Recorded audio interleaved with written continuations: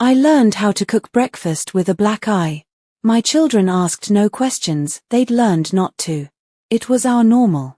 But something in me cracked that morning. He smiled at me over the table like he didn't break me the night before. That smile was my breaking point.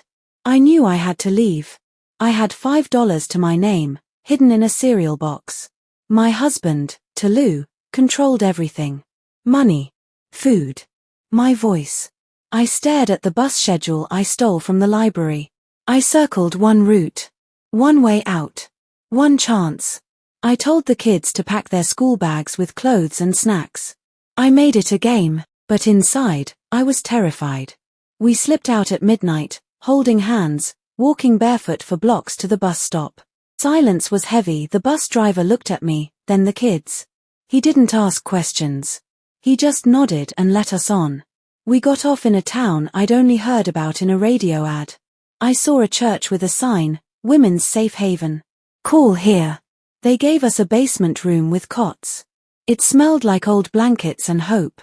For the first time in years, I slept without fear. A woman named Miss Vivi gave me donated clothes, a warm hug, and whispered, "You're safe now." Filing for a restraining order made me shake. What if he found us? What if he fought for custody? He called. I didn't answer. But hearing his voice on the voicemail made me feel like a little girl again, helpless. Facing him in court was worse than the beatings. But I had my truth. And bruises that told my story. The courtroom was cold and indifferent, yet when I looked up at the judge, something shifted. His eyes weren't filled with impatience or skepticism, as I'd feared. They were filled with understanding, sadness, even. I was trembling, clutching the hand of my attorney, a woman I'd only met 2 days prior. Tolu sat across the room, relaxed, even smug. He whispered to his lawyer and gave me a knowing smirk like he'd already won. But when I stood up and told my story, my voice broke only once. I spoke of the beatings, of how I had to learn how to smile through broken ribs, of how I watched my children grow up in fear. I shared the night I fled, how I'd counted coins in the dark and prayed the bus wouldn't drive past us. I showed the judge the photos, faded now, but still horrifying. When the judge finally spoke, he didn't look at my husband. He looked at me and said, "I believe you." I wept right there in the courtroom. Not because I was weak, but because for the first time in years, someone powerful believed me.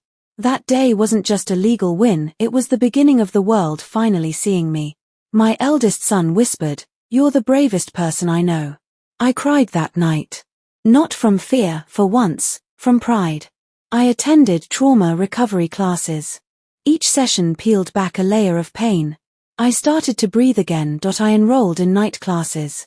I wanted to be a nurse, to save others the way I had been saved. With shaky hands, I handed in my resume. A kind woman from a local clinic said, "We'll train you."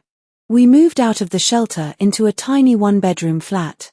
It was cramped, but it was ours. Healing wasn't linear. Loud knocks made me freeze. Certain smells triggered tears. But I fought through. My first paycheck felt surreal. I bought a pizza and danced in our kitchen with my kids. Tolu asked for visits. Supervised. The kids were hesitant. I let them decide. One night, my daughter screamed in her sleep. "Don't hurt mommy." Trauma echoes. I started therapy. I met women with scars like mine. Some had it worse. But all of us carried invisible wounds. A neighbor named Chica became my friend. She was the first adult I trusted in years. I threw my son his first real birthday party. Balloons, cake, laughter. No fear. Tolu sent a letter. Apologies, promises. I burned it. Some chapters don't get reread. I took extra shifts to save. My body was tired, but my soul was finally awake. All 3 kids got good grades. I wept in the principal's office. I was doing something right. I earned a full scholarship for nursing school. My kids clapped and danced when I told them. My first patient, she was a woman with a broken nose and silent tears. I held her hand. I knew her pain. I started volunteering at the same shelter we escaped to. Full circle. I stood in the mirror and said, "I'm sorry for not leaving sooner. But I'm proud of you now." We had a family picnic at the park. No yelling. No hiding. Just sun, laughter, and healing. I shared my story on a local podcast. It went viral. Women messaged me, saying they'd found strength. A publisher offered me a deal. My story in print. Titled, $5 and Freedom. I was honored by a women's advocacy group. I wore a dress I bought with my own money. I met someone. Gentle. Patient.